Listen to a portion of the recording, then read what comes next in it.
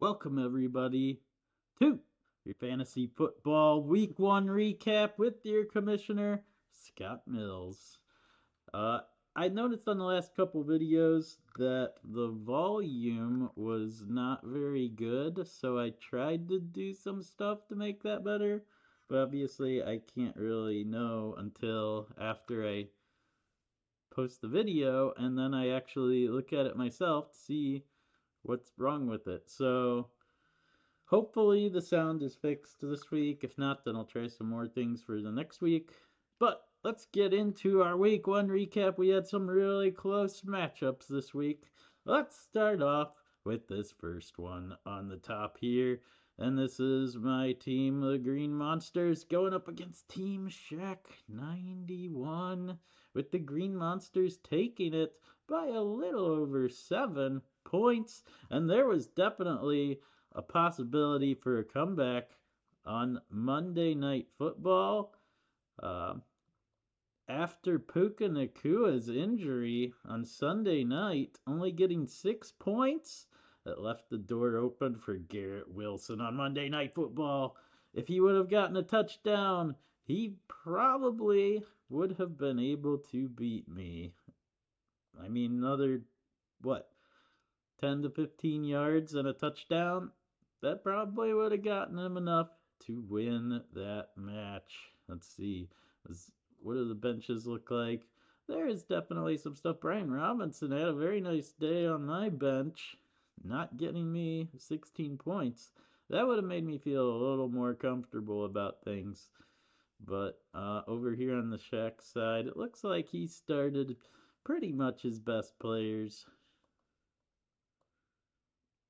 I mean, definitely Joshua Palmer, not great. That was definitely a weak point.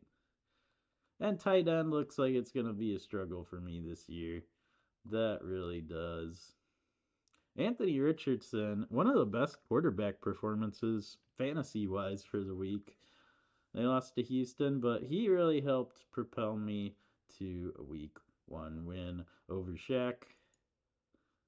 That was a nice close game. There were a lot of close matchups. There were like two blowouts, but the rest of them were within 10 points. So it was definitely made the games very interesting to watch. All the way down to Monday night, there were a couple of matchups. Mine was one of them that came down to that. All right, we got Chance holding on against the Wolves Warriors. It looked for a while there on Sunday that the Wolves Warriors team would be able to come away with a win, but Team Chance, he did enough. Team Chance Vaughn, he did enough to win. So you've got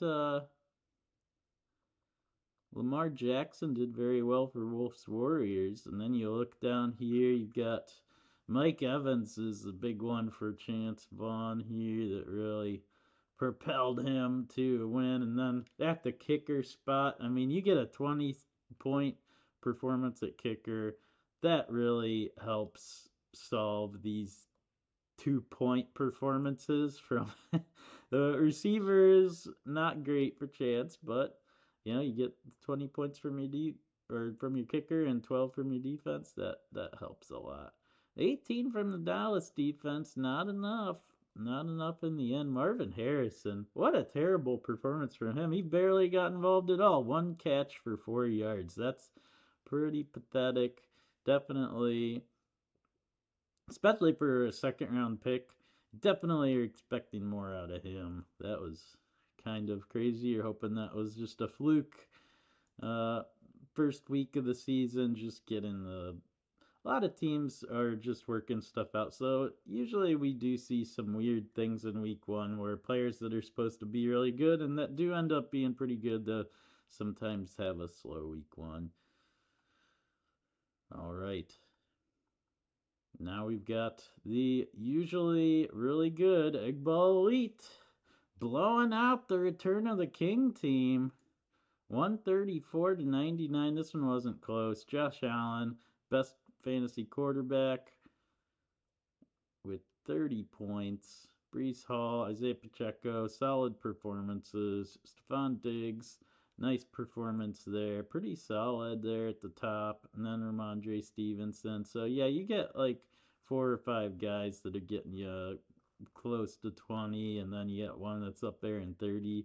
You're doing pretty good, even if there are a couple of lower scores in here as well. Defense was solid, kicker was solid.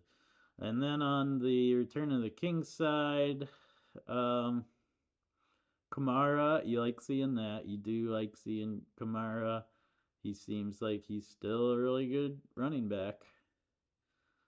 Bijan Robinson, I mean, he got the yards. He just didn't get a touchdown.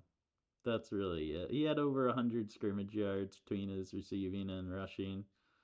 You'd like to see the efficiency on the rushing be better than like less than 4 yards per carry. But, you know, again, it's week 1. And then Jalen Hurts, he struggled a little bit. Still got 16, which is respectable. It's like an average quarterback performance. But, I mean, he's one of the top 3 fantasy quarterbacks selected usually the last couple years. So, you definitely want to see more than 16 out of Jalen Hurts. And then, yeah, Evan Engram, disappointment at tight ends are tough because, I mean, a lot of them, like half their games are going to be under 10 points. And then you're just thrilled if you get a touchdown and decent yardage out of them, out of these, um, mid-tier tight ends. But yeah, Devontae Adams, the receiver group, just not doing it too much. Raheem Mostert had a bad game, might be injured now. Rookie Lad McConkey, though, that's the one receiver that's slightly a bright spot there. That you're hoping that Justin Herbert will keep throwing to him. That's really the big hope for the Return of the King team right here. And then Jordan Love out for the Egg Ball Elite. That's tough. But when you have Josh Allen, you don't really care what's happening to Jordan Love too much. That's not going to affect them a whole lot. But yeah, this bench, you really are hoping that your starters stay healthy because I see a bunch of injuries on the bench here. Injured, didn't play. Blake Corum didn't play. Vidal's injured. T. Franklin injured. So, and Mike Williams, he was out too for the Jets with I think an injury. So, yeah, that bench is not great. So you're definitely wanting your starters to stay healthy. But very good first week performance there. Now on to Mills Cars versus Emmy, Team Emmy, which was the closest matchup of the week. We had Mills Cards just falling short, 106 to 100. Was behind most of the day on Sunday, but he started to come back, just couldn't quite come back enough. Tyreek Hill with his 80-yard touchdown reception really saved his day. That's the thing about Tyreek Hill, why he's one of the best, because he'll just have that one play where he gets a touchdown and 80 yards, and that's that's why you drafted him in the first round. Exactly why. You see, Patrick Mahomes had an average day. Josh Jacobs, Tony Pollard, those are respectable performances. But then you look down here and it's like, oof, oh, that's a little bit scary there. You don't like seeing Dalton Kincaid with only 1 point. Chuba Hubbard with only 1 point. Tank Dell, 7. Michael Pittman, 5. Yeah, those receivers outside of Tyreek Hill kind of a struggle there. So, off the bench, you got some okay receiver performances there too. But definitely you're hoping that you can see those receivers do a little bit better going forward. And then, of course, for Team Emmy, she had Saquon Barkley carrying her team to a win. And Jahmyr Gibbs was all right. Jalen Waddle was all right. Yeah, and the rest of them really not that good. You look at this list, really Saquon Barkley is the big reason why Team Emmy won this game. Um, you look down at the bench and you like seeing the quarterback Jaden Daniels having a big game. You might be able to use him in spot matchups this year. Because he does seem to be running the ball a lot, and running quarterbacks are always valuable. We've got a comment. Oh, from Bang and Play. I got a trade request for Mike Evans for Raheem Mostert, Mark Andrews, Devontae Smith, and Christian Kirk. Should I do it? My team is pretty stacked. Let's see here. So Mike Evans for for 4 players. Um, I mean, I do like Mike Evans is very stable wide receiver, I think. He's pretty good. Um, yeah, I mean, if it at tight end, if you have another tight end, I could see you getting rid of Mark Andrews. I mean, 4 players is a lot. I'd see if you could do a trade like for maybe 2 or 3 players. Like, I feel like if you're offering 4 players, like the opponent needs to have like they're gonna be starting wanting to start at least 2 of them and making up more production than what the one player in Mike Evans is getting. So maybe you could throw in less play like 1 to 2 less players, maybe throw in one guy that's maybe gonna be a little bit better and that person might accept it. But yeah, I think that's reasonable. I mean, Devontae Smith is probably the best fantasy player in there. Well, Christian Kirk's decent too, but yeah, you just don't want to spread yourself too thin. I don't think would be my um, uh, thinking there. But I'm not an expert at fantasy football. I do try to pay attention a lot, but yeah, thank you for the comment. So that's my opinion on that. Um, so take that for how it is. And then we'll take a look here at the Lamb Chubs play along. Had the highest score for the week against Jerry Jones. Thank you. Which Jerry Jones, thank you. That was his team name from last year. He had the Dallas's defense. Doesn't have the Dallas's defense this year. He's got Jake Ferguson, who's out for Dallas this time. So the team name maybe not as fun as it doesn't mean as much as it did last year. We'll see if that gets updated once he figures out who his best player is gonna be. Um, But over here for Lamb Chub's play along, it's really, I mean, yeah, San Francisco's kicker. You get 26 out of your kicker. That's really good. You like seeing that. And really, these running backs, like these are the guys who he got really good value on them. They're going later because these guys are getting older, and older running backs usually don't perform. But in week 1, Joe Mixon, he looked like Joe Mixon from a couple years ago. Aaron Jones looked like Aaron Jones from a couple years ago. I mean, man, Joe Mixon, 160 yards and 1 touchdown. That's one of his best career games ever. So, off to a great start there in Houston. And Aaron Jones had a typical, I would say, like throwback Aaron Jones game on the Vikings. Being on the new team didn't seem to affect him too much. CeeDee Lamb, a little bit of a disappointment for a top 3 pick in week 1. The Browns actually did a pretty good job, I think, against him, not giving up a touchdown there. But obviously, the Browns, their offense is so bad when you're getting on a 3 and out every play, and your defense is on the field all day, you're gonna give up a bunch of points. Um, but yeah, I expect CeeDee Lamb will have better days when they actually have to throw the ball more. So not too bad there. And yeah, so he just had a bunch of pretty good performances. And Kelsey is the worst of the performers there, and he's like typically gonna be better than just 3 catches for 34 yards. But I do think with Kelsey getting older a little bit, I think he definitely isn't as good as he used to be. But if some of those receivers like Xavier Worthy, Rashee Rice, if they start getting more attention and teams aren't just double teaming Travis Kelsey, or if the blocking for Kansas City does really good, where Kelsey can just start running around. Like I think Kelsey will start having some better games. He'll still have some good games, but he's not quite the same tight end that he used to be.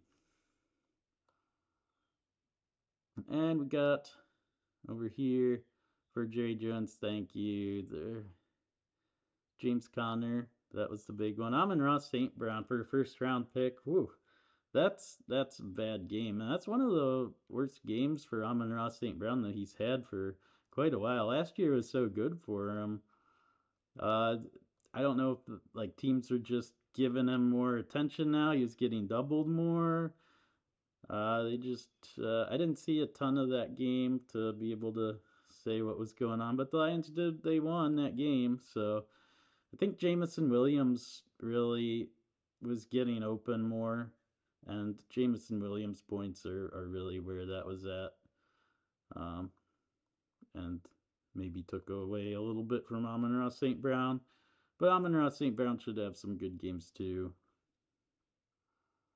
And the Chicago defense really was the bright spot here for Jerry Jones. Thank you, but not enough at all.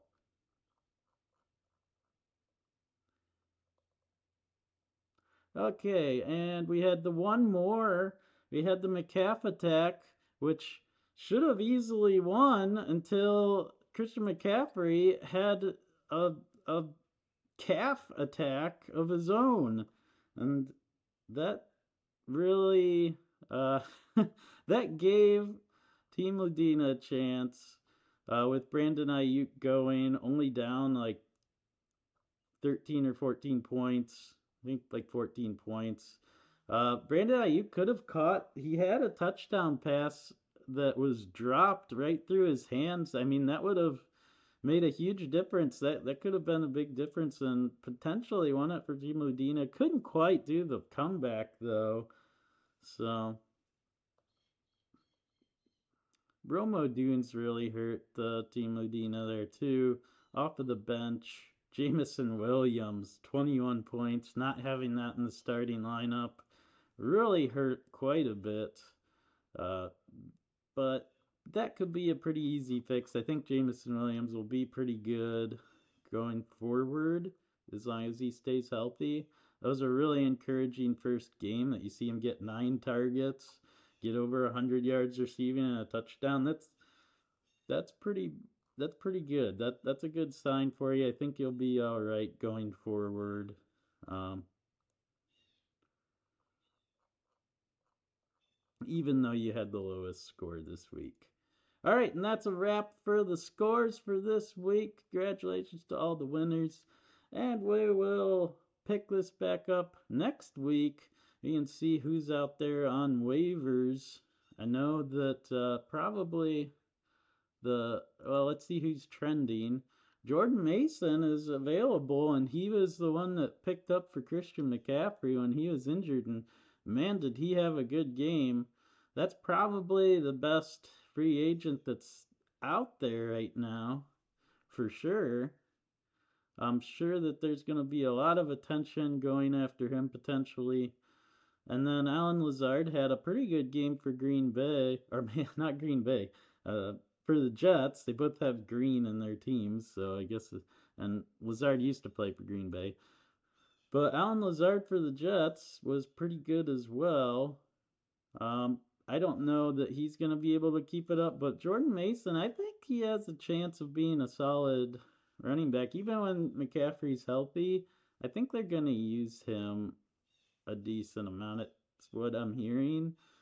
It sounds like so. That's definitely he's not gonna have 20-point games like he did in week one if McCaffrey's out there and healthy that much, but definitely he could be a very valuable pick up. So yeah, there's a bunch of guys here that they're guys who have the ability to have really good games, but they're not like it's one of those you're just taking a big chance whenever you start them.